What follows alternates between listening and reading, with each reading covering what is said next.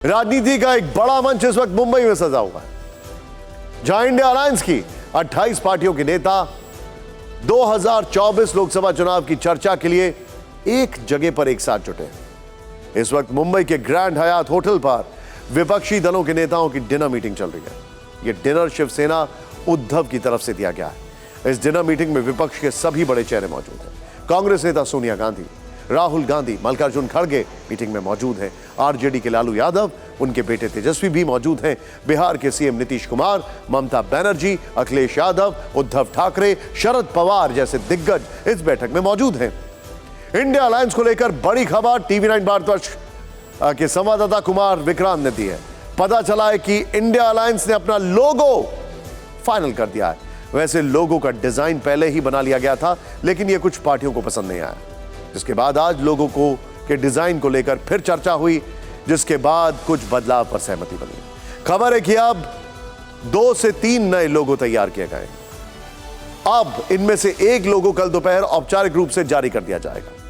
सूत्रों के मुताबिक इंडिया के लोगो में भारत के झंडे के केसरिया, सफेद और हरे तीनों रंग होंगे। इन केसरिया रंग से डी सफेद रंग और आईए पर हरा रंग होने की जानकारी मिली है।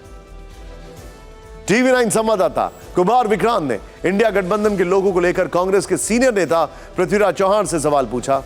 क्या कहा उन्होंने, आइए देखते हैं। देखिए, अब ये लोगो वगैरह बाद, देखिए चुनाव जब होता है तो उसमें झंडा होता है, चुनावी निशान होता है, उसमें स्लोगन्स होते हैं, वो तो सब चलता रहेगा ना। देखिए, ये 2 विचारधाराओं की लड़ाई है, ये कोई लोगों की लड़ाई नहीं है। बेंगलुरु और पटना में जो बैठक हुई थी, वो अगर कहा जाए तो बस एक मेल मिलाप था, लेकिन यहां पर कई कोर इश्यूज पर चर्चा होगी और शुरुआत शायद लोगों से होगी। इंडिया अलायंस के लिए कल का दिन अहम है। कल बैठकों का दौर सुबह 10:15 से शुरू हो जाएगा। सुबह 10:30 बजे से दोपहर 2 बजे तक, यानी करीब 3.5 घंटे गठबंधन से जुड़े मुद्दों पर चर्चा होगी। दोपहर में ही इंडिया गठबंधन का लोगो जारी होगा, इसके बाद लंच होगा और फिर इसके बाद दोपहर 3:30 बजे इंडिया अलायंस की ज्वाइंट प्रेस कॉन्फ्रेंस होगी। वैसे आज दिन भर विपक्षी दलों की तरफ से सियासी तीर छोड़े गए। मोदी सरकार और बीजेपी पर किस तरह हमला किया गया, आप खुद देखिए इस रील के जरिए।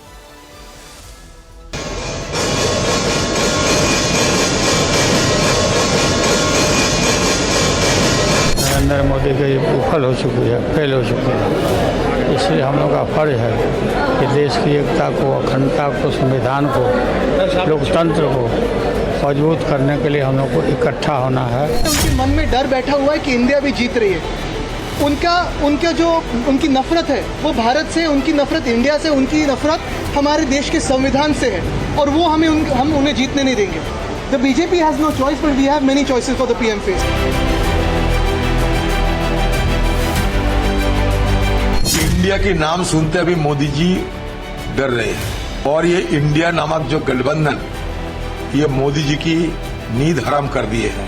मैं ये नसीहत देंगे कि हमारे देश के प्रधानमंत्री जी के लिए नींद की गोली का इंतजाम करें।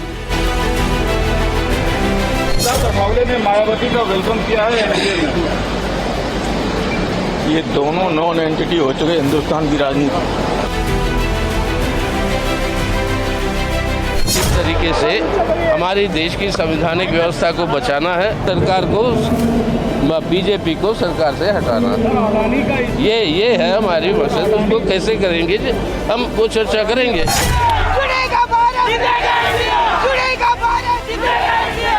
इंडिया का भी विस्तार होगा और समय के साथ और भी पार्टियां, राजनीतिक संगठन, लीडर हमारे साथ आएंगे।